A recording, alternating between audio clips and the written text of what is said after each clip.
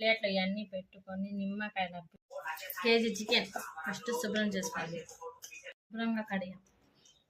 చెంచా పసుపు, ఒక చెంచా కారం, తగినంత ఉప్పు, గరం మసాలా కొద్దిగా, ఒక చెంచా అల్లం వెల్లుల్లి పేస్ట్ కలపాలి.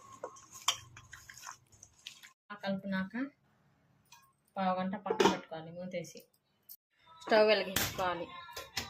బాండి పెట్టి దాంట్లో నూనె వేయాలి. ఆయిల్ వేడైంది. కలిపి పెట్టుకున్న చికెన్ ఇప్పుడు బాగా నూనె వేడైంది, దాంట్లో వేసుకుందాం.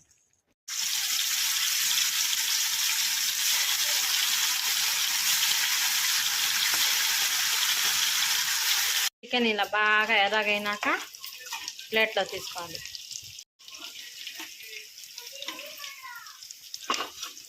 కొద్దిగా కొత్తిమీర, కొద్దిగా ఉల్లిపాయలు, కొద్దిగా ఒక నిమ్మకాయ పెట్టుకొని గ్లాస్లో థమ్సప్ వేసుకొని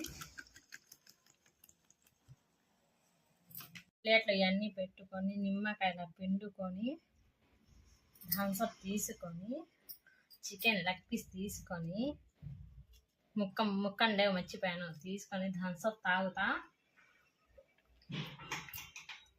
చికెన్ తింటే ఉండిద్ది. వేరే లెవెల్. తినాలనిపిస్తుందా? అయితే మీ ఇంట్లో చేసుకోండి. తిన్నరా? తింటున్నా.